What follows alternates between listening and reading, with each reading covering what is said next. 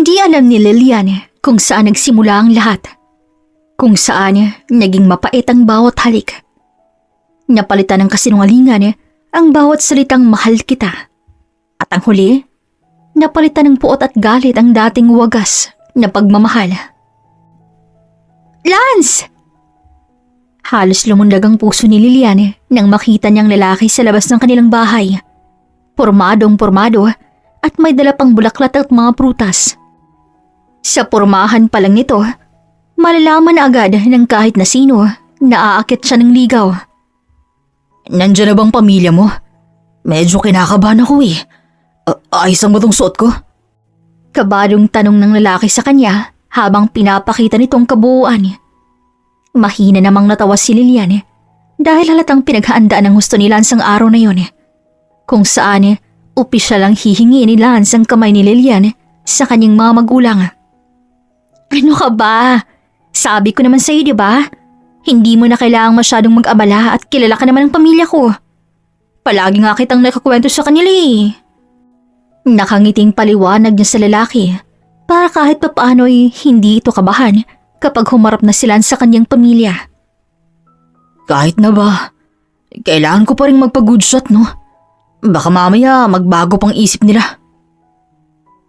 Ani Lance sa kainayos ang kwelyo ng suot nitong polo. Oh, pogi na ba akong tingnan? Ayos! Gwapong-gwapo ka ng tingnan. Gwapo ka na araw-araw sa paningin ko. Mas lalong mo pang ginalingan ngayon. Lalo lang tuloy akong na-inlove sa'yo. Baka mamaya hindi na ako makamove on sa'yo ha, kapag hiniwalayin mo na ako. Ha? At sino namang nagsabi na maghihiwalay pa tayong dalawa? Panghabang buhay na to, Lilian. Ikaw, ako, at ang magiging mga anak natin. Maninirahan tayo sa isang bahay na magkasama at masaya. Wala nang hiwalaing mangyayari, no? Hanggang kamatayan? Hanggang kamatayan. Labis ang kaligayahang nararamdaman ni Lilian dahil matapos ang mahabang panahon, sa wakas, makakasama niya na habang buhay ang lalaking pinakamamahal niya. Wala nang mapaglagyan ang kanyang kaligayahan. Anak! Napatingin si Lilian sa kanyang ina nang lapitan siya nito. Ma, bakit po? Tanong niya rito bago itigil ang ginagawa. Kaswal lang umiti ang kanyang ina. Wala. Gusto lang kitang kumustahin. Saglit namang nangunot ang noo ni Lilian, pero nang makitang mahinahon at naglalambing na mukha ng kanyang ina, napangiti na lang siya. Lumapit siya rito at niyakap. Ang mama ko talaga. Naglalambing na naman. Nako, hindi naman. Gusto lang talaga kitang kumustahin. Gusto lang din kitang makausap muna bago kayo ikasal dalawa ni Lance. Ha? Bakit naman ma? Pahig na kay ni Papa, di ba? May problema ba? Nag-aalalang tanong niya rito dahil naging magandang pamamanhikan ni Lance sa kanyang pamilya at pumayag naman ng mato na may kasal silang dalawa. Marahang umiling ang kanyang ina. Ay, hindi naman sa ganun, anak. Gusto ko lang malaman kung sigurado ka na ba sa napili mong lalaki na pakakasalan at makakasama habang buhay. Siyempre, anak, alam mo naman na kapag naikasal na kayo, hindi naman yan nagkaanin na kung mapapasok kay bigla mo na lamang iluluwa. Opo ma, sigurado na po ako. Simula po nang makilala ko si Lance, nagkaroon na po ng direksyon ng buhay ko. At ngayon na nakuha na po namin ang basbas ninyo, mas lalo na po ako naging sigurado sa kanya. Si Lance na po ang gusto ko makasama habang buhay. Ganun ba? Eh kung gayon, hindi lang ako mapalagay. Dahil alam mo naman, nag-iisa ka lamang na babae. Kapag naikasal ka na syempre, mahihiwalay ka na sa amin. Lumambot ang ekspresyon sa mukha ng kanyang ina habang nakatingin sa kanya. Pero nang marinig ko ang mga sinabi mo, napalagay na ako kahit papano. Pero kung sakali man na magkaroon kayo ng problema, kahit na ano, wag na wag kayong magdadalawang isip na lumapit sa amin. Dahil kahit anong mangyari, kami pa rin ang pamilya mo. Napangiti na lang si Lilian dahil ang swerte niya para magkaroon siya ng gantong klase ng pamilya. Pamilang hindi siya pababayaan kahit na anong mangyari. Ma, wala po kayong dapat ipag-alala. Magiging maayos lang po ang lahat. Magtiwala kayo sa akin, pati na rin po kay Lance. Hindi ako pababayaan nun. Mahal na mahal ako ng magiging asawa ko. Alam ko naman ang bagay na yun. At masaya ako para sa inyo, Lilian. Hindi na nga ako makapaghintay na mag-isang dibdib kayong dalawa. Napangiti na lang si Lilian. Kahit siya'y hindi na makapaghintay na mangyari ang bagay na yun. Siya ang pinakamasayang tao sa buong mundo kapag dumating ng araw na ikakasal na silang dalawa ni Lance. Mabilis lumipas ang mga araw.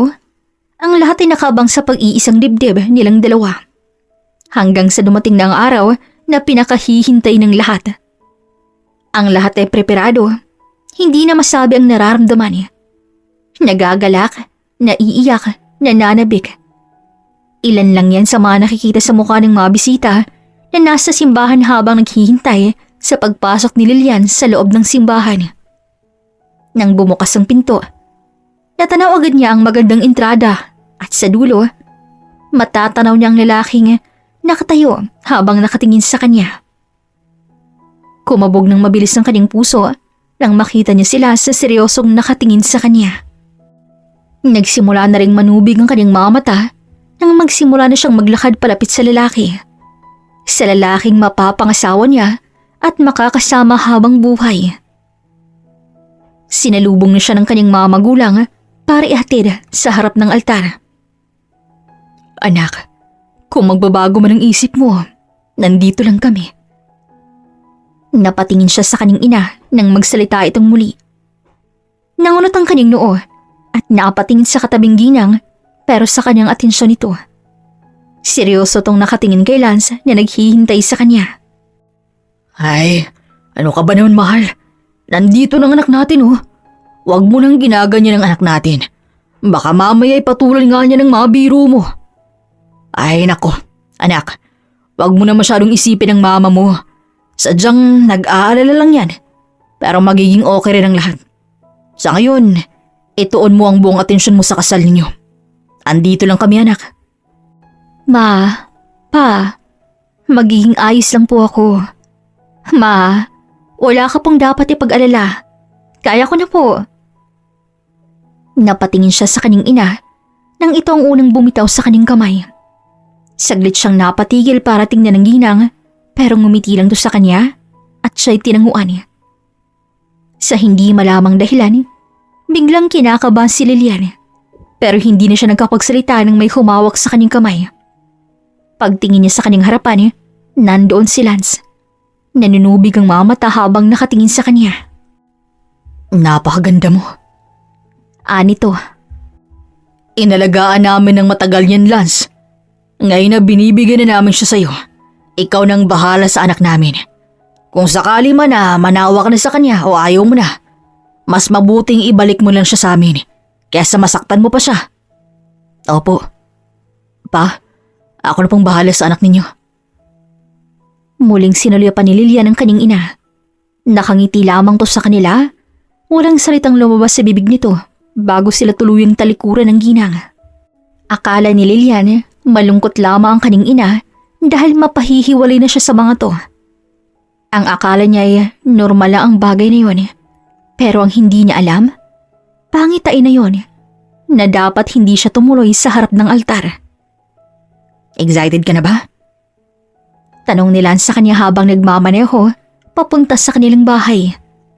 Napangiti na lamang si Lilian bago hawakan ng kamay ni Lance. Yes, sobra. Hindi mo kasi ako sinama nung pinapagawa pa lang yung bahay eh. Siyempre, surprise nga diba? Gusto ko na kapag nakita mo ang bahay natin, tapos na yun at maayos na. Sus, may nalalaman ka pang ganyan ha? Makikita ko rin naman yun eh. Sasagot na sana si Lance nang bigla na lamang tumunog ang telepono nito. Saglit na tinigil ni Lance ang minamanehang sasakyan para sagutin ang tawag. Mahal, dito ka muna ah. Isasagutin ko lang ang tawag. Paalam ni Lance sa kanya. Ngumiti si Lilian sa kanyang asawa. Sige, bilisan mo ha. Yes, I will. I love you. Nang makababa ng sasakyan si Lance, ay nakaramdam naman ng pagka-uhaw si Lilian. Kaya naman binuksan niyang glove box ng sasakyan ng kanyang asawa para maghanap ng maiinom. Pero natigilan siya nang may iba siyang makita roon. Nanlamig ang buong katawan ni Lilian nang makita niyang isang baril. Nanginginig ang kanyang mga kamay ng itaas yun para sana hawakan. Pero bago pa man niya magawa ang bagay na yun, nagulat siya nang bigla nilang ng isang kamay nagsara nito. What are you doing? Tanong ni Lance na hindi niya namalayan na nakabalik na pala. What is that, Lance? Bakit may ganyan dito sa sasakyan mo? That's a gun. Lisensyado naman yun And don't worry, para sa safety lang yan. Self-defense. Hindi na natin masasabi kung kailan darating ang panganib sa atin, mahal. Dapat maging handa na tayo palagi. Sa sinabing yun ng kanyang asawa, medyo nakahinga ng maluwag dahil naiintindihan niyang naging paliwanag ito sa kanya. You should hide it in safe place. Paano na lang kung ibang tao pang nakikita niyan? Baka kung anong iniisip nila. Tsaka, baka makita yan ng mga anak natin. Napatitig sila sa kanya, pero di kalaunan, napangiti na lang to bago matawa ng mahina. Mga anak? Napangiti na lamang din si Lilian at marahang tumango. Yeah, you're right. Dapat nga maging maingat ako sa susunod. Gusto kong magkaanak sa'yo, Lilian. Of course, makakarating din tayo sa bagay na yan. Akala ni Lilian, wala nang masasaya pa simula nang makilala niya si Lance. Pero may mas hihigit pa pala ron. Ang magplano ng kinabukasan ng magkasama. Kinakapos ang hininga si Lilian habang nararamdaman ng mainit at mapusok na mga labi ni Lance habang nasa ibabaw sila ng kanilang kama. Ang bawat haplos ng kanyang asawa ay nagdadala sa kanya ng kakaibang sensasyon. Love, be careful. Yeah, I know. Maghuhubad na sana to ng damit nang bigla na namang tumunog ang telepono nito. Kaya naman natigilan naman silang dalawa. Mamaya mo na sagutin yan. Baka importante kasi. Don't tell me trabaho yan. Love, hating gabi na. Wala ka na ba talagang karapatang magkaroon ng free time? Naiinis na siya pero hindi niya masyadong pinahalata dahil ayaw niyang magmukhang masamang asawa sa harap ni Lance. I'm sorry, love. Saglit lang naman to Babalik ako agad. Nilapitan siya ng asawa at saglit na hinalikan bago lumabas ng kwarto para sagutin ang tawag. Madalas niya nang napansin ang bagay na yon. Simula nang ikasal silang dalawa ni Lance, madalas nang may tumatawag sa cellphone nito at palagi itong lumalayo para kausapin ang tao sa kabilang linya. Malapit na nga niyang isipin na nagsesikreto ang kanyang asawa sa kanya. Pero mas pinili niyang intindihin na lang to kaysa pagmulan pa nila ng away mag-asawa. Napabuntong hininga na lamang si Lilian bago ayusin ang sarili. Sinubukan niyang hintayin si Lance pero lumipas ang ilang minuto. Hindi pa rin nakakabalik ang kanyang asawa. Hanggang ang ilang minuto ay umabot na ng oras at hindi niya na namalayan na nakatulog na pala siya. Kaya naman na masama ang naging timpla ng kanyang mood nang magising siya kinabukasan nang dahil sa nangyari kagabi. Good morning sa pinakamaganda kong asa. Natigilan si Lance nang umiwas siya sa tangka nitong paghalik at pagyakap sa kanya. Kumain ka na ng almusal. Baka malate ka sa trabaho mo. Sabi niya rito bago muling gawing abala ang sarili. Love. Malumanay na tawag ni Lance sa kanya nang matimbrihan nito ang kanyang mood. Nakahanda na rin sa kwarto yung mga susuotin mo. Maligo ka na maya-maya pagkatapos mong kumain dyan. Bilin niya rito na hindi pa rin tinitignan ng lalaki. Galit ka ba? Tanong ni Lance sa kanya pero hindi niya ito sinagot at nanatiling tahimik. Ay, galit ka nga. Naramdaman niya ang ginawa nitong paglapit sa kanya sa likod. Pinilupot nito ang mga braso sa kanyang bewang saka bumulong. Sorry na po, misis ko. Importante lang talaga ang tawag na yun. Kaya kinailangan kong sagutin. Pasensya na po talaga. Alam ko namang busy ka sa trabaho mo. Pero hindi mo ba kayang iwan ang trabaho mo kapag nandito ka na sa bahay? Pati kasi yung oras mo na dapat binibigay mo na sa akin, nawawala na rin yun. Dahil hanggang dito, trabaho pa rin ang inaatupag mo. Paglalabas ang saloobin ni Lilian dahil ayaw niyang maging plastic sa harap ng kanyang asawa. Ayaw niyang maglihim siya rito, lalo na kung masama ang loob niya. Ayaw niya lang na magkaroon siya ng kahit na anong negatibong pakiramdam para sa kanyang asawa. Pasensya na po talaga, misis ko. Hindi na po mauulit. Kapag nasa bahay na ako, hindi ko na iintindi ng trabaho kung hindi kailangan. Lalo na kung nagla-loving-loving tayong dalawa.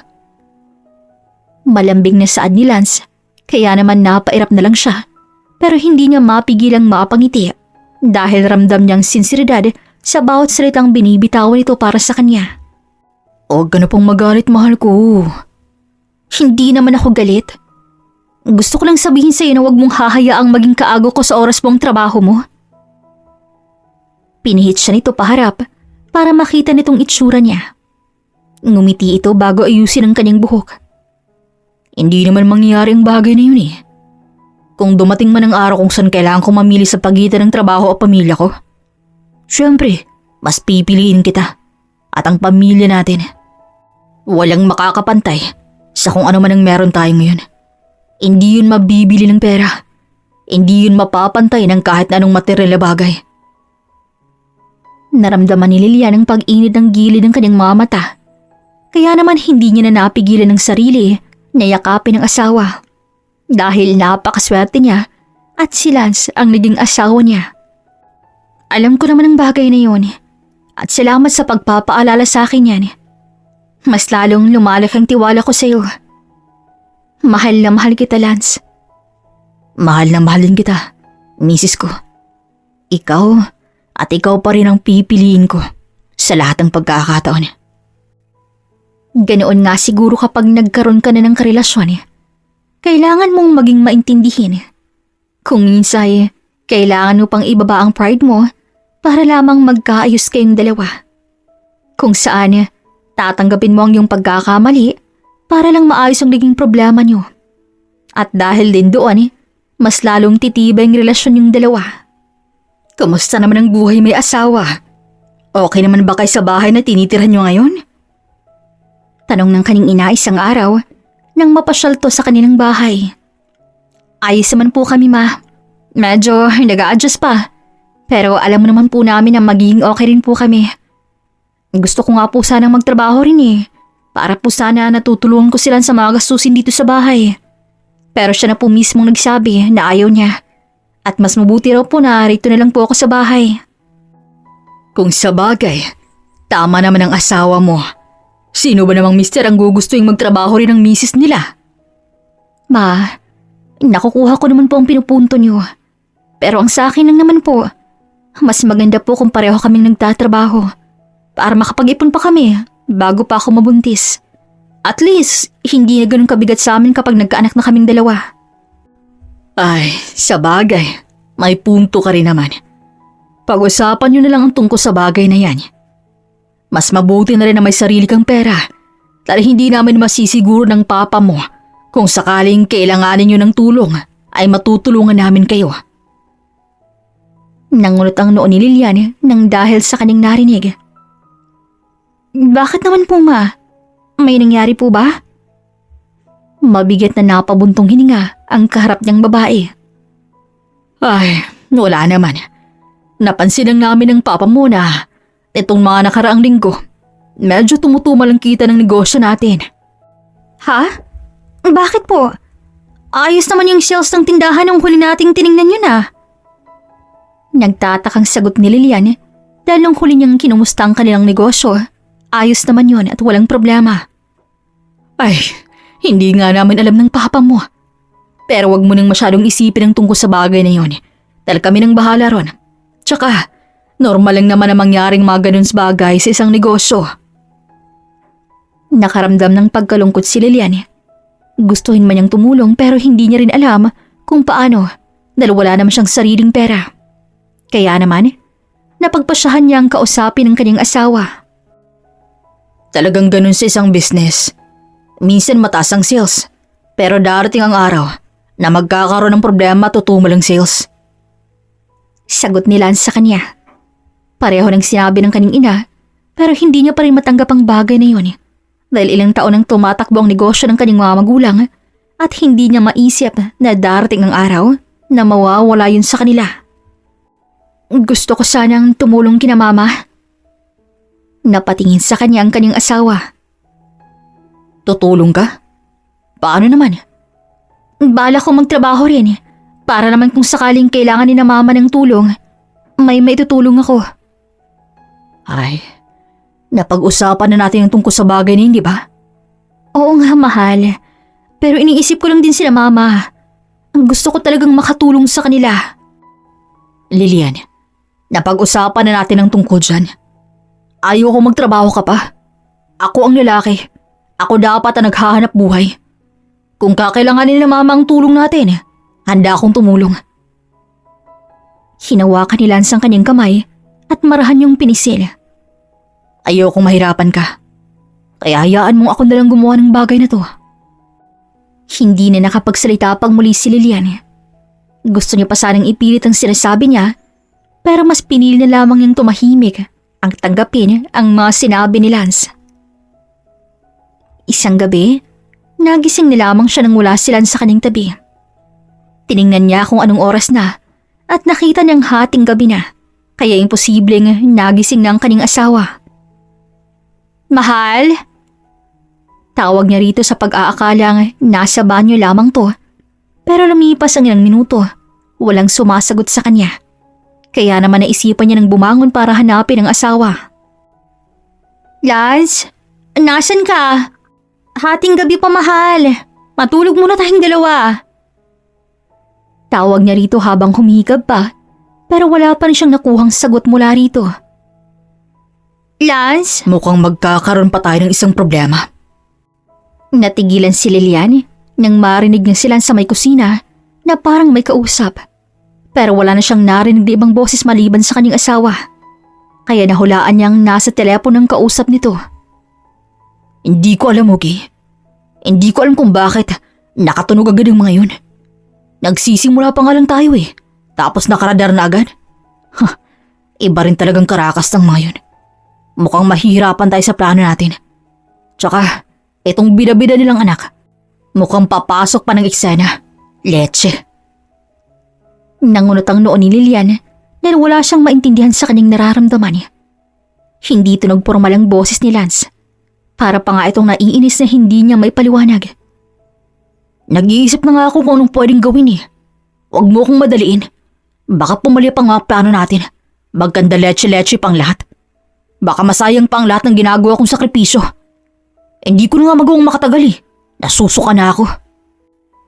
Kahit na walang naiintindihan si Lilian sa kanyang mga naririnig, nakaramdam pa rin siya ng kakaibang sakit sa kanyang dibdib habang pinakikinggan ng asawa na may kausap sa kabilang linya.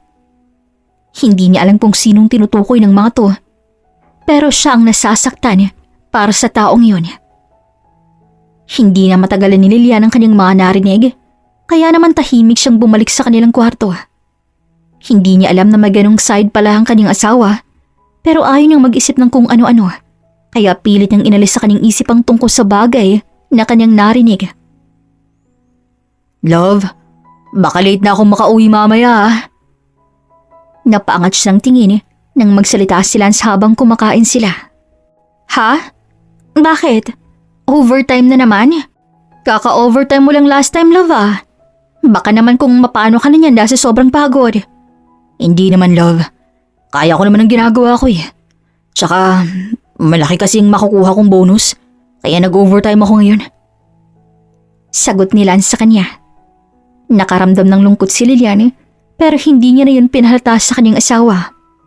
Ang akala niya isang beses lamang mangyayari ang pag-overtime nito sa trabaho. Pero nasundan pa yun ulit ng isa. Nang umulit yun ng isa pa, at hanggang sa hindi na malaya ni Lilian na halos mas madalas nang nasa trabaho si Lance kaysa ang makasama siya. Hanggang sa isang gabi, nagising na lamang si Lilian na nasa kanyang tabi na si Lance. Nakatulog na siya kakahintay sa kanyang asawa At ngayon, nandito na to. Pero ramdam naman niya ang pagod ng kanyang asawa. Kaya naman bumangon siya para sana pumunta sa banyo. Pero napatingin siya sa inubad nitong suit nang may tumunog na telepono mula roon. Nilapitan niya yon at tiningnan ng tumutunog. Nagtaka siya nang makita nga hindi yun cellphone ng kanyang asawa. Ha? Kanino naman to? Bulong niya sa katiningnan ng caller. Boss? Gantong oras trabaho pa rin? Sinagot ni Lilian ang tawag at tinapat sa kanyang tenga. Hello po, good evening. Hinintay niyang magsalita ang kabilang linya pero nanatiling tahimik ang tao na kanyang kausap. Tiningnan niya kung open pa ba ang linya nila at nakita naman niyang hindi pa nag-i-end ang call. Hello po? Tawag niyang muli sa kabilang linya. Natutulog na po kasi si Lance. Mukhang kauuwi niya lang po. May kailangan po ba kayo sa kanya? Gigisingin ko na lang po kung importante. Lilian! Napaigtad siya nang bigla na lamang bumangon si Lance mula sa pagkakahiga at mabilis na inago mula sa kanyang hawak na cellphone. What are you doing? Pasinghal nitong tanong sa kanya kaya muli siyang nagulat. May tumawag kaya sinagot ko. Baka kasi importante. This is my company phone. Bakit mo naman pinapakilaman to? Sa hindi malamang dahilan, may isang luhang tumulo mula sa kanyang mata habang nakatingin kay Lance. Mukhang bigla nilang natauhan si Lance nang makita ang luha ng tumulo sa kanyang mga mata. Lumambot ang ekspresyon nito sa muka at bumalate ang pagsisisi sa mata nito nang makitang sunod-sunod ng tumulo ang luha mula sa kanyang mga mata. Sorry, I didn't mean that. Hindi na nakapagsalita si Lilian. Hinawakan ni Lance sa kanyang kamay para hilahin siya at yakapin ito. Ramdam niya ang panginginig ng kamay ni Lance habang hinahagod nito ang kanyang likod para patahanin siya. Hindi niya inaakala na kaya siyang pagtaasan ng boses ni Lance nang dahil lamang sa maliit na bagay. Alam niyang pagod lang ang kanyang asawa pero hindi pa rin niya nakikitang matibay na rason yun para pagtaasan siya nito ng boses. Nang dahil sa nangyari, mas lalo lamang siya nagkaroon ng pagduda sa kanyang asawa na may tinatago to sa kanya. Ano? Napaigtag si Lilian dahil sa lakas ng boses ng kanyang ama. Ginawa ng asawa mo ang bagay na yun? Tanong nito sa kanya at marahan siyang tumango. Nagsabi siya sa kanyang mga magulang kung anong nangyari sa kanilang dalawa ni Lance itong mga nakaraang araw. Dahil hindi niya na alam kung sino ang dapat kausapin, sino ang dapat pagsabihin ng mga problema niya. Napakabigat na ng kanyang dibdib dahil sa mga naipong sama ng loob. Pa, hindi naman po niya ako pinagbuhatan ng kamay. Depensa niya pa, pero mas lalo lamang nagsalubong ang mga kilay nito. Alam mo na kahit kailan, hindi namin pinagtaasan ng boses ang kahit na sino sa inyo. Kung mapagtataasan man namin kayo, dahil kayo'y may kasalanan at tinatama lang namin kayo. Pero siya, ang lakas naman yata ng loob niyang gawin sa yung bagay na yon. Bakit? Dahil ang asawa ka niya at siyang bumubuhay sa'yo?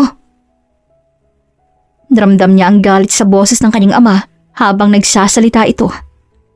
Nakita niya nga may sasabihin pa sana ang lalaki pero mas pinili na lamang nitong umiling na may panghihinayang sa mga mata bago sila nito talikuran at iwan sa sala. Pa! Tawag niya rito pero hindi na siya nitong muling nilingon. Lilian, Anak, sana maintindihan mo kami ng papa mo. Nag-aalala lamang kami para sa iyo. Ikaw na mismong nagsabi na nawawala ng oras ang asawa mo sa iyo. Bakit hindi mo siya kausapin tungkol sa bagay na yan? Wala kami sa lugar para manghimasok sa buhay mag-asawa niyo. Dapat niyong maayos yan ang kayo lang. Dahil paano kapag nangyari ulit yan? Opo ma. Sorry din po ma. Pati ngayon, namomblaba po kayo ng dahil sa akin. Hindi ko na kasi alam kung kanino ako magsasabi eh. Wala akong nakakausap sa bahay namin. Kung uuwi man si Lance, gabi na. At madalas nakakatulog agad siya dahil sa pagod. Ayos lang anak, naiintindihan kita. Hinawakan ng kanyang ina ang kanyang kamay. Kaya nga bago kayo ikasal nun, gusto ko na sigurado ka na. Nabuo na ang loob mo na siya na nga ang lalaking gusto mong pakasalan. Dahil ang totoo niyan, kahit na kailan, hindi na panatag ang loob ko sa asawa mo. Nangunot ang noo ni Lilian nang dahil sa sinabi ng kaning ina. Ma, ano pong ibig mong sabihin? Ay, ewan ko ba? Pero may kung ano akong nararamdaman doon kay Lancy. Para siyang may tinatago na hindi ko maintindihan. Pero baka ako lang yun. Huwag mo nalang masyadong isipin. Naramdaman ni Lilian na iniiwas na ng kanyang inang mapag-usapan ng tungkol sa bagay na yun. Mas lalo siyang naguluhan at nabagabag ng dahil sa naging usapan ng kanyang ina. Iniisip niya ang mga sinabi nito. Mukhang napansin naman ng kanyang asawa ang bahagyang pagkawala niya sa sarili dahil nagulat na lang siya nang tanungin siya nito. Love, you okay? Aha? Napakurap-kurap si Lilian at napatingin sa kanyang asawa. May sinasabi ka? Bumuntong hininga si Lance at hinawakan ng kanyang kamay. I'm asking you if you're okay. Yes. Yes. I think I'm okay, love. You think? Bakit? May problema ba? Napatingin siya kay Lance. Tinitigan niyang mukha nito bago muling nagsalita. May problema ba, Lance? Tanong niya rito. Nakita niyang bahagyang nagulat ang kanyang asawa nang ibalik niya ang tanong rito. Napaiwas to ng tingin bago sumagot. Wala. Kaya nga tinatanong kita kung may problema ka ba. Dahil wala akong nakikitang kahit na anong problema. And that's it. Walang problema. Magpapahinga muna ako sa kwarto. Tumayo siya sa harap ng hapag. Hindi niya na muling nilingon si Lance kahit naramdam niya ang pagtitig nito sa kanya. Dapat nga'y matuwa pa siya dahil matapos ang ilang linggong pagiging abala ng kanyang asawa, ngayon lamang sila ulit nagkaroon ng pagkakataong magkaharap ulit sa hapag. Pero sa hindi malamang dahilan, mas nakaramdam siya ng pagod at gusto na lamang niyang matulog kaysa magkasama ang asawa. Ilang araw nang naging malamig ang pakikitungo ni Lilian sa kanyang asawa.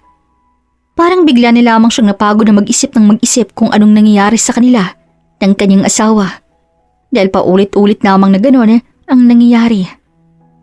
Hanggang sa isang araw, si Lance mismong lumapit sa kanya para kausapin siya. Love? Mahina't mayamos ang boses na tawag nito sa kanya. Nakahiga siya sa kama nila at nakapikit ang mga mata. Naramdaman niyang pagtabi ni Lance sa kanya.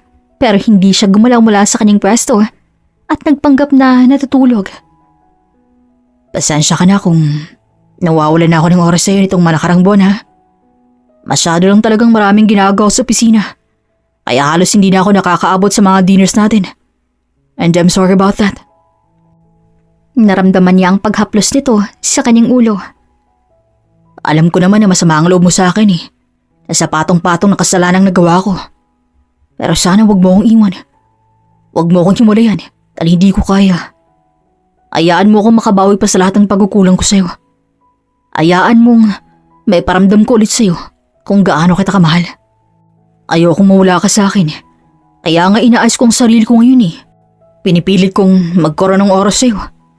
Ang tanga-tanga ko. Dahil ikaw tong asawa ko pero ikaw pa tong namamalimos ang atensyon sa akin. Sobrang tanga ko. Nakakainis.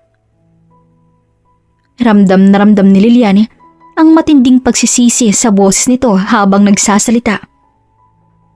Bigyan mo pa sana ako ng konti pang oras, Lilian. Konting oras na lang. Malapit ko nang matapos ang trabaho ko. At kapag nangyaring bagay na yun, magiging masaya na tayong dalawa. Wala nang hadlang sa atin.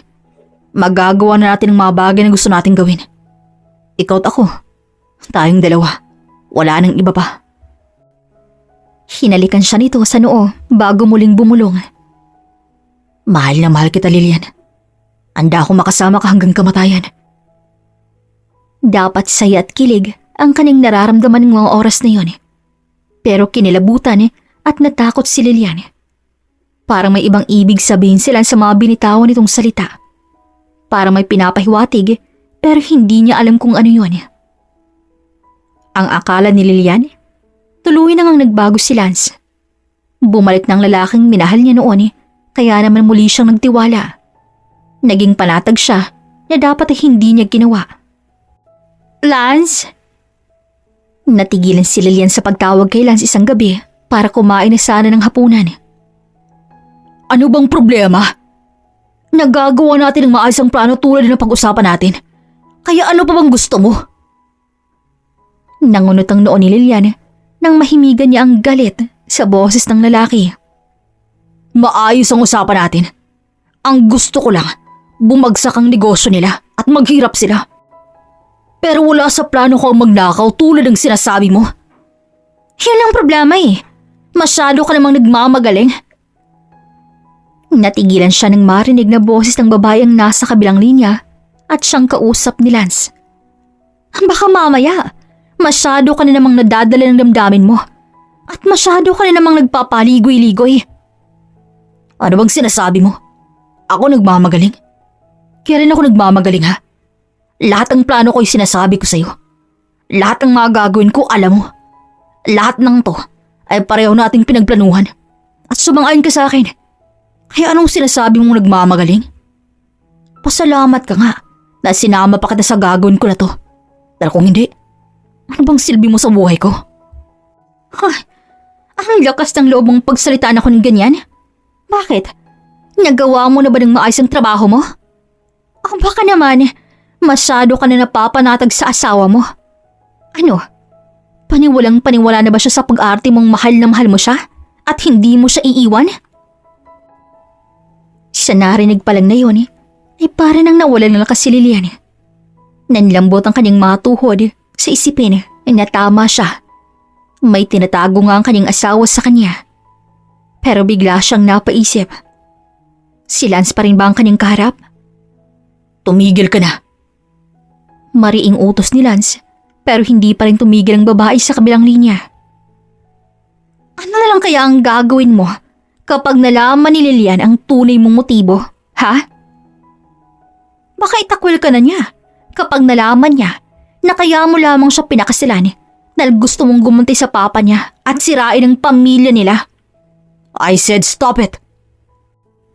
Saktong pagsigaw ni Lance ay napaatras si Lilian dahilan para masagi niya ang vase sa tabi niya at mabasag to na gumawa ng malakas na ingay. Mabilis na napatingin si Lance sa kanya. Nang makita niya, nanlaking mamata nito bago patay ng tawag. Love. Sinubukan siyang lapitan ni Lance pero agad siyang napaatras. Don't come near me. Let me explain. Humakbang palapit si Lance sa kanya pero napaatras lamang siyang muli. No. Huwag kang lalapit sa akin. Huwag mo akong lalapitan. Sabihin mo sa akin na mali lahat ng naririnig ko. Aminin mo sa akin ang totoo, Lance. Sabihin mo sa akin ang totoo. Nakita niyang pangamba sa mga mata ni Lance habang nakatingin sa kanya. No, hindi ganun, Lilian. Hindi ka involved. Hindi ka madadamay sa bagay na to. You're safe. Ligtas ka basta magtiwala ka lamang sa akin. Hindi! I'm your wife. Kaya dapat kong malaman ang sinasabi mong plano mo. Nagsimula nang tumulo ang luha galing sa kanyang mga mata dahil sa takot at pangamba habang tinitingnan si Lance. Sabihin mo sa akin, pinakasalan mo ba ako dahil mahal mo talaga ako? O pinakasalan mo lang ako dahil tulad ng sabi ng kausap mo, may iba kang motibo? Natigilan si Lance at napatitig sa kanya. Pero kinilabutan siya nang bigla na lang tungumisi at mahinang tumawa. Mas lalo siyang natakot nang makita ang kakaibang ngiti sa mga labi ng lalaki at ang mga mata nitong tila wala ng buhay. Totoo nga ang pinagmamalaki ng mga magulang mo. Matalino kang talaga. Napaatras si Lilian nang may dukutin mula sa kanyang likod si Lance. Hindi mo na dapat makikita ulit to. Pero masyado ka na kasing pakialameri. Ayos na sana. Hindi ka na dapat madadamay. Kaso masyado mong isinasali ang sarili mo eh. Nanlamig ang buong katawan niya nang ikasa ni Lance ang baril na hawak nito at itutok sa kanya. Halos hindi na siya makahinga ng maayos ang dahil sa sobrang bilis ng tibok ng kanyang puso. Lance, ibaba mo yan. Baka pumutok yan. Pakiusap niya rito, pero mukhang hindi na siya nito naririnig. Mas lalo tong umiti na para bang nawawala na sa sarili. Puputok talaga to kapag kinalabit ko ang gatilyo. Pero bago mangyaring mayon, ayaan mong mangumpisal muna ako sa'yo. Inayos ni Lance ang suot na damit bago tumingin diretso sa kanyang mga mata. I'm the son of your father's friend. The friend that he killed. Sunod-sunod na umiling si Lilian nang dahil sa kanyang narinig. No, that's not true. Hindi mamamatay tao ang papa ko. I was very young when your father killed my father. They're close friends. Sanggang dikit na sila kung tutusin. Pero dahil sa kasakiman ng papa mo sa pera, nagawa niyang pagtaksila ng papa ko. He lured him to their enemy. Siyang naging dahilan kung bakit namatay ang papa ko. Siyang naging dahilan kung bakit nagpakamatay si mama. At tatay mo rin ang dahilan kung bakit punong-puno ng galit ang puso ko ngayon. Nanginginig ang kamay ni Lance habang nakatingin sa kanya. Namumulang mga mata nila at nakikita niya ang glitid sa liig nito. Sinyalis na galito nung mga oras na yun. Hindi naman agad nakapagsalita si Lilian dahil ayaw niyang maniwala sa mga sinasabi ni Lance. Alam niyang hindi ganong klaseng tao ang kanyang ama, kaya imposible ang sinasabi ng kanyang asawa. At nung namatay si Papa, inangkin niya ang lahat ng meron silang dalawa nun. Siyang nakinabang sa pinaghirapan ni Papa at namuhay na parang wala siyang kasalanan. Nagkaroon siya ng pamilya at tuluyang kinalimutan ang pagtatraidor niya sa kaibigan niya. Huh, that's right. Kung anong meron kayo ngayon, dahil yun sa kataksilan ng papa mo. Pero nagpapasalamat pa rin ako sa kanya. Dahil sa kabila ng lahat, naging inspirasyon ko siya para muling bumangon. Para magpatuloy at maging mas matatag. Dahil hindi ako papayag na hindi ko siya mabalikan. Kaya mo ako pinakasalan dahil kay Papa. Hindi mo talaga ako mahal.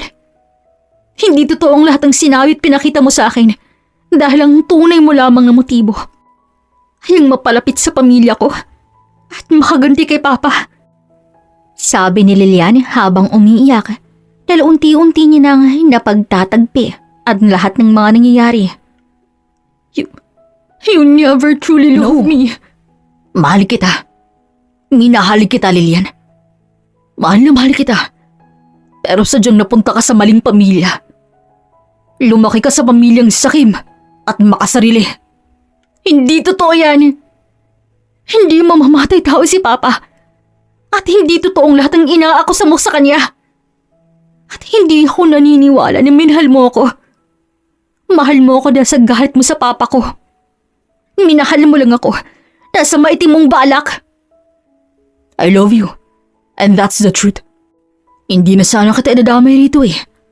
Gusto kong gawing tahimik at malinis ang lahat ng plano ko para sa papa mo. Pero ayaw mong naiiwan kay. Ayaw mong hindi na isasali sa lahat ng ganap sa paligid mo. Alam mo bang, magpapakalayo-layo na tayo sa oras na may sagawa ko ng plano ko? Ha? Iiwan natin silang lahat. Mamumuhay tayo ng magkasama. Malayo sa kanila. Malayo sa mga taong nanakit sa ating dalawa. At sa tingin mo ba sasama ako sa'yo? Hindi! Hindi ako sasama sa'yo dahil baliw ka. Wala kang utak. Masama ka. Halang ang kaluluwa mo, Lance. Hindi na ikaw ang lalaking minahal ko. Hindi na ikaw yung Lance na nangako sa akin na hindi ako iiwan kahit na anong mangyari. Yung lalaki na nangako sa akin na hindi ako sasaktan. Nasaan na yung asawa ko? Nasaan na si Lance? Mabigat na hagulhol ni Lilian ang pumupuno sa buong bahay nila. Kung hindi lang sana ginawa ng papa ang bagay nun sa ama ko, sana'y masaya pa rin tayo hanggang ngayon. Pero hindi. Sinira niyang pamilya namin. Kaya akong nag-iisa ngayon. Mamamatay tao ang papa mo, Lilian. Kaya dapat lang na managot siya sa bagay na kanyang ginawa. Hindi mamamatay tao ang papa ko. At hindi ako papayag na masaktan mo siya. Magkakamatahin muna tayong dalawa bago mo siya mahawakan, Lance.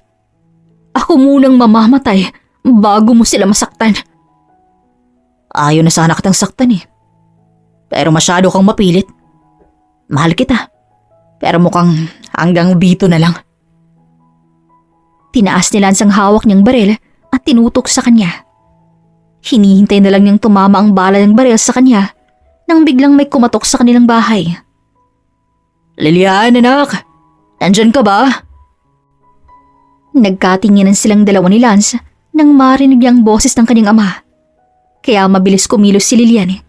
Sinipa niya si Lance dahilan para mapahiga ito at mabitaw ng baril. Mabilis siyang tumakbo palabas ng kanilang kwarto para puntahan ang kanyang mga magulang. Pa! Tawag niya rito nang makita niyang papasok na to sa kanilang bahay. Oh, anong nangyayari dito? Bakit tumatakbo ka, anak? Nagtatakang tanong ng kanyang ina. Pero bago pa man siya makapagsalita, nakita niya lang panlalaki ng mga mata ng ama bago siya nito hilahin at yakapin. Bago pa man siya makapag-react, nakarinig sila ng isang malakas na alingaw-ngaw. Tunog yun ng baril. Parang tumigil ang buong mundo ni Lilian nang bigla na lamang bumagsak ang kanyang ama sa sahig. Nakaramdam siya ng matinding sakit sa kanyang dibdib nang makita niyang pagdaloy ng pula at malapot na dugo mula sa katawan ng kanyang ama. Diyos ko! Sigaw ng kanyang ina bago nito lapitan ng asawa. Ramon! Pa! Naghahabol ang hangin si Lilian bago siya tumingin sa kanyang likod kung saan nakatayo si Lance. Nabakas ang matinding pagagulat habang nakatingin sa kanila. Anong ginawa mo? Hindi ko sinasadya. Anong ginawa mo, Lance? Nagmisulang ng labo ang mata ni Lilian. Bakit mo ginawa ang bagay na to? Hindi ko alam. Hindi ko sinasadya. You shoot him! Napaupo na lamang si Lilian para tingnan ang kalagayan ng kanyang ama. Papa ko, idilat mong mata mo pa. Lilian. Huwag kang lalapit sa amin. Ipapakulong kita. Huwag kang lalapit sa amin dahil baka mapatay kita. Kapit ka lang pa. Dadaling ka namin sa ospital pa. Huwag kang bibitaw ha. Kapit ka lang. Huwag mo kaming iiwan, Papa. Nanginginig ang buong katawan ni Lilian nang dalhin nila ang kanyang ama sa ospital. Hindi rin huminto ang luha sa kanyang mga mata at halos tawagin niya ng lahat ng santo habang hinihintay ang ama na nasa loob ng operating room. Lahat sila nagdarasal para sa mabuting kalagayan nito. Pero parang gumuho ang kanyang mundo nang lumabas na ang doktor na nag-assist sa kanila kanina. Doc, kumusta po ang papa ko? Ayos na po ba siya? Nakita niyang matamlay na mga mata ng doktor na nasa harap nila.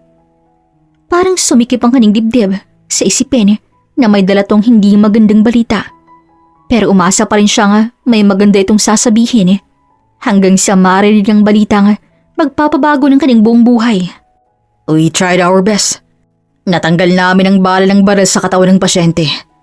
Pero hindi siya nakasurvive. Masyadong mataas ang kanyang presyon kaya nagkaroon ng cardiac arrest at binawian siya ng buhay. Parang nabingi si Lilian sa kanyang narinig. Hindi may proseso ng kanyang isip ang mga sinabi ng kanyang kaharap. Narinig niya ang mabigat na haguluhol ng kanyang ina. Ang pagsigaw ng kanyang mga kapatid. Hindi alam ni Lilian ang kanyang gagawin hanggang sa manghina na lang siya at napaupo sa sahig. Hindi niya alam kung saan magsisimula, kung anong dapat maging reaksyon, kung ano ang gagawin, kung paano iisipin, kung maniniwala ba siya sa balitang kanyang narinig o hindi, dahil baka nagbibiro lamang ang doktor sa mga sinasabi nito. Pero natagpuan niya ang kanyang sarili na umiiyak. Sumisigaw siya pero walang boses na lumalabas sa kanyang bibig. Habang hawak ang dibdib, pilit na inilabas ni Lilian ang emosyon na naglalaro sa kanyang puso hanggang sa mapahikbi siya. Doon niya lang napagtanto na saglit siyang huminto sa paghinga. Ang kanyang puso'y tila huminto rin sa pagtibok. Parang namatay saglit ang buo niyang katawan nang dahil sa napagtanto na ang kanyang pinakamamahal na ama ay pumanaw na. Magbabayad ka. Magbabayad siya sa ginawa niya kay Papa. Magbabayad siya. Hindi ako titigil hanggat hindi siya napapanagot. Hanggat hindi siya nabubulok sa kulungan. Malakas niyang sigaw. Hanggang ngayon hindi pa rin makapaniwala si Lilian na wala ng kanyang ama. Kasunod ng pagkawala nito, lumabas ang lahat ng mga katotohanan tungkol sa nakaraan. Ang buhay ay parang ng alon lamang sa dagat. Minsan ay nakaka-enjoy pero minsan nakakatakot at puno ng panganib. Pero kahit na ganun, mas pipiliin pa rin na maging matatag upang maharap ang lahat ng hamon sa buhay at malagpasan ng mga to. Lilian. Napatingin si Lilian sa lalaking tumawag sa kanyang pangalan. Naka-orange na damit, may poses ang mga kamay, magulo ang buhok, maitim ang paligid ng mga mata, may mga pasa sa katawan, at ang bahagya nitong pamamayat dahil hindi maayos sa pagkain na rasyon sa lugar na yun araw-araw. Kumusta ang buhay rito? Masaya ba? Tiningnan siya ng lalaki, pero di kalaunan, napaiwas din to ng tingin. Hindi na siya nito matingnan ng diretso sa kanyang mga mata. Nakikita niyang matinding pagsisisi nito habang nakatingin sa kanya. Kailan ba naging masayang lugar na to? Mahina ngunit mababakasan ng sarkasmo sa boses ng lalaki. Naupo ito sa kanyang harapan. Nananatiling nasa malayo ang mga mata. Kahit na kailan, ay hindi naging masaya rito, Lilian. Sana'y hindi ka na nagpunta rito. Gusto ko lang siguraduhin na naghihirap ka rito. Nararamdaman mo ang impyerno sa lugar na to. Dahil kung hindi ako papayag. Hindi pa rin magiging sapat ang pagkakakulong sa lahat ng kademonyohang nagawa mo sa buhay ko at sa buhay ng pamilya ko. Alam mo ba na kung hindi ka pa nakakulong ngayon, baka pinaglalamayan ka na rin? Kung galit ako ngayon, sina kuya, handa na silang maging kriminal, mapatay ka lang. Handa silang gawin ang bagay na yun. Mapagbayad ka lang sa ginawa mo kay Papa. Hindi ko alam kung saan ako magsisimula. Wala akong ideya. Pusang dahilan yan? Ano? Kusa na lang gumalaw ang kamay mo? Nagkaroon bigla ng sariling isip at kinalabit ang gatilyo? Nasaan ang utak mo, Halans? Matalino kang tao pero wag mong gawing tanga ang mga tao sa paligid mo. Umpisa pa lang alam mo na. Planado na ang lahat ng gagawin mo. Kaya paano mong sasabihing wala kang ideya? Hindi ako kasing inutil mo para maniwala sa mga ganyang paliwanag mo. Napapatingin na ang ibang preso at bisita sa lamesa nila. Dahil bukod sa wala siyang dalang kahit anong pagkain kay Lance, malakas at ramdam na ramdam ang galit sa kanyang boses. Habang kausap ang lalaki na ngayon ay nakayuko na lang at hiyang-hiya para sa kanyang sarili. Alam mo nang mga gusto mong gawin, Lance. Simula sa pagkuha ng loob ko hanggang sa maitim mong plano. Congrats! You made a big mistake. You chose the very wrong decision. Congrats sa'yo! Dahil nagtagumpay kang sirain ang buhay namin tulad ng gusto mo. Pero tatanungin kita, naging masaya ka ba ngayon? Are you satisfied? You get the validation you needed? Napahigbi na lang si Lilian. Sumandal siya sa kanyang kinauupuan at lumanghap ng hangin dahil pakiramdam niya naninikip na naman ang kanyang dibdib. Lagi mong tandaan na hindi kasalanan ng kabayaran sa isa pang kasalanan, Lance. Kahit na kailan, hindi malilinis ang dumi ng isa pang dumi. Mas lalo lang magmamansya. Mas lalo kang makakapirwisyo. At higit sa lahat, makakasira. At yun nga ang nangyari. Nakasira ka dahil sa maling akala mo. Sa pagkakataong to, nagangat ng tingin si Lance sa kanya. Puno ng pagtataka ang mga mata habang nakatingin. Inilabas niya ang dala niyang envelope at hinayaang tingnan niyo ni Lance. Nakita niyang panlalaki ng mga mata nito habang binabasa ang mga nakasulat doon. Utang mo ang buhay mo sa taong binawian mo ng buhay. No, this is not true. Nanginginig ang mga kamay nito nang magtaas to ng tingin sa kanya. Hindi totoo ang bagay na to. Sabihin mong hindi totoo ang bagay na to, Lilian. Gawa-gawa mo lang to para pagsisihan kong pakasalanan ginawa ko. Nagsisisi na ako. Sobrang pinagsisisihan ko ang bagay niyo, Lilian. Hindi mo na kailangang gumawa ng gantong klaseng kwento para lang ipamukha sa akin na nagkamali ako. Bakit ko pa gagawin ang bagay na yun? Kung yun naman talagang totoo. Binata pa lang nang maging magkaibigan ng ama natin. Halos hindi na sila mapaghiwalay dalawa. Sanggang dikit nga, sabi mo pa. Hanggang sa makapagtapos sila ng pag-aaral at mapagpa siyang magtayo ng sariling negosyo para sa kani-kanilang mga kinabukasan. Pero hindi naging sapat ang meron sila para sa papa mo. Kaya pumasok to sa illegal na trabaho. Mabilis nga siyang yumaman. Nakilala niya ang mama mo. Pero kapalit naman nun, yung katahimikan ng pamilya mo. Inilabas ni Lilian ng isa pang envelope na naglalaman ng lahat ng ebidensyang hawak niya. Naging target ang papa mo ng mga transaksyon niya na sa hindi magandang pakikipagtrabaho nito. Nagkaroon ng banta sa buhay hanggang sa isang araw, pinasok ang bahay niyo. Doon napatay ang papa mo. At sana, wala ka na rin dito sa harap ko kung hindi dahil kay papa. Kung hindi dumating sa oras si papa, baka alikabok ka na lang din kasama ang mama mo. Inligtas ka ni papa. Kayo ng mama mo. Pero masyadong mahina ang loob ng mama mo. Kaya hindi nito kinaya at nagpakamatay. Hindi. Hindi totoo ang bagay na yan. Hindi ako naniniwala. Hindi magagawa ni Papa ang bagay na yun. Yun ang totoo. Matagal na kayong pinapakain ng papa mo gamit ang perang kinita nito sa maduming pamamaraan. Nagawa niya ring talikuran si papa nang dahil sa kasikaman niya sa pera. Binitawan niyang pagkakaibigan nila para lamang sa saglit na kaligayahan. At nangyari nga lahat. Nasira ang buhay niyo nang dahil sa kagagawa ng papa mo. At yung babaeng nag-uudyok na gawin ang lahat ng plano mo. Ang babaeng pinangakuan mo rin ng kasal. Ang babaeng una mong minahal at kinabaliwan mo. Anak siya ng taong pumatay sa papa mo. At minamanipula ka niya. Ginamit ka niya. At ginawang sangkap para sa kasamaan nito.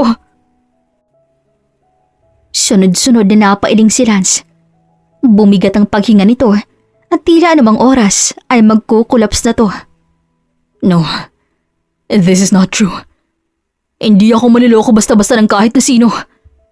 Nagsisinungaling ka. Si Jane, totoo ang lahat ng sinasabi niya. Nasa kulungan na rin siya.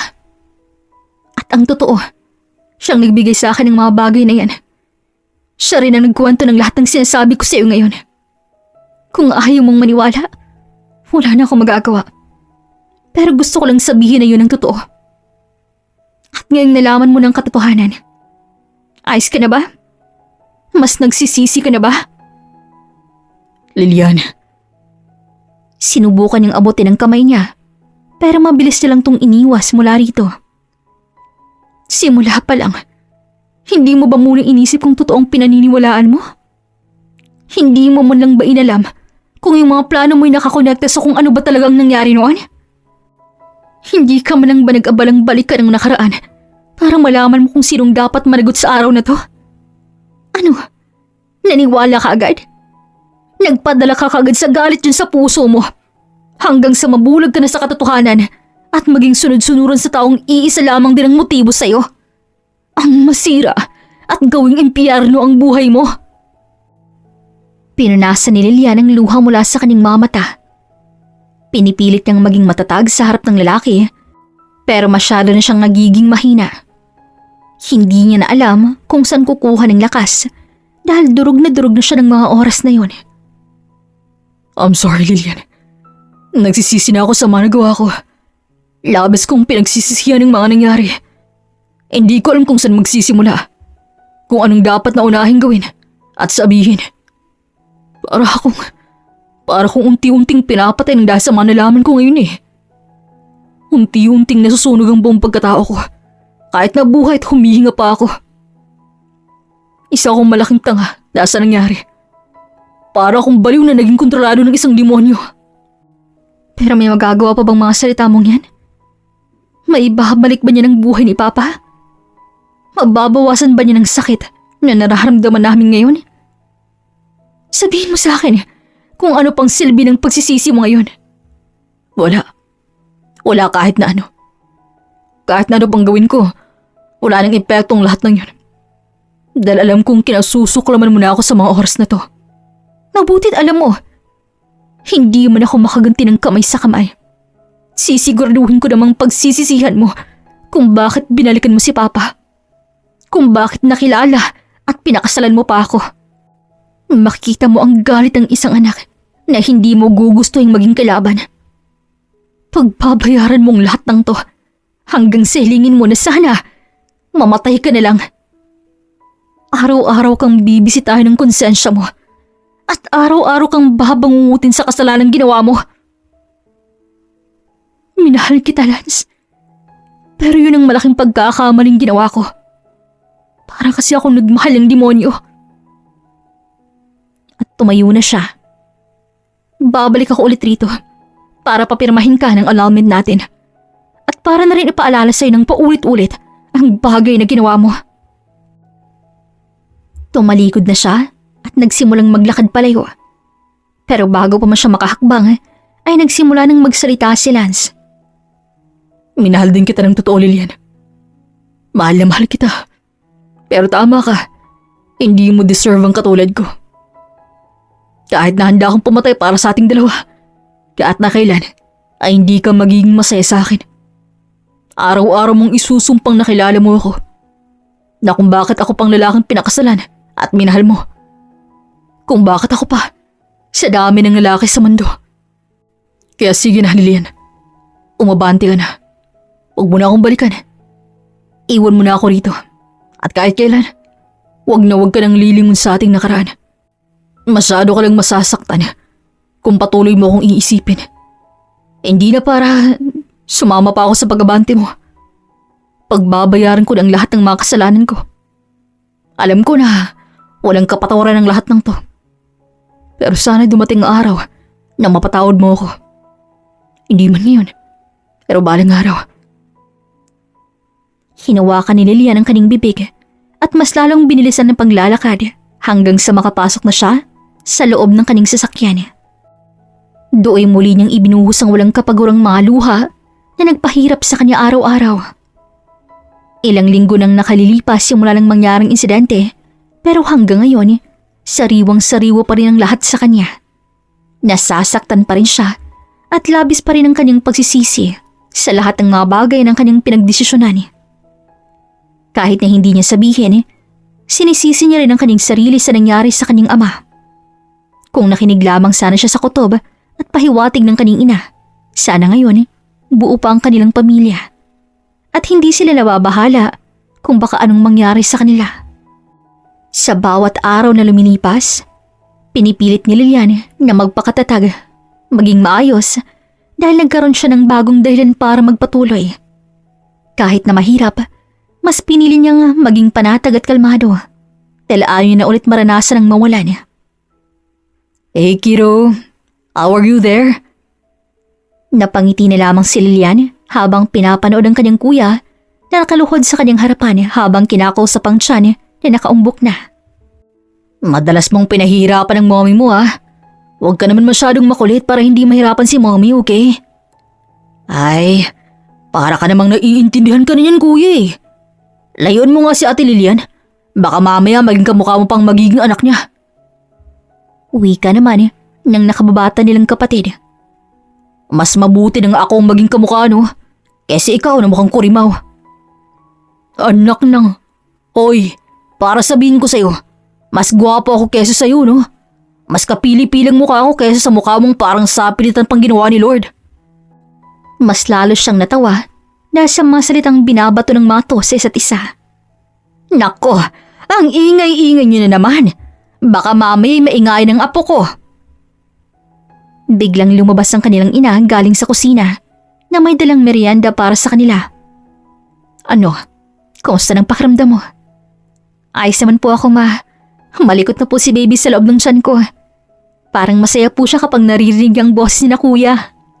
Aba, dapat lang. Dapat lang na makilala niya kami dahil kami ang magiging daddy niya paglabas niya rin sa tiyan mo. Wala lang dahilan para makilala niya pa ang lalaking yun, no? Kami na ang kikilalanin ng ama kapag lumabas siya. Kaya nga, dalawa pa kami, oh. Napangiti si Lilian, pero nakakaramdam pa rin siya ng kalungkutan dahil pangarap nila ni Lance ang bagay na to. Ang magkaroon ng sariling anak, ang makabuo ng isang masayang pamilya. Tama kayo. Hindi na dapat makilala ng magiging anak ko kung sino ba ang tunay niyang ama. Palalakihin ko siya ng mabuti at may takot sa Diyos. Hindi ko hahayaang maligaw ang landas niya. Hindi ka nag-iisa sa bagay ni ate. Kasama mo kami palagi.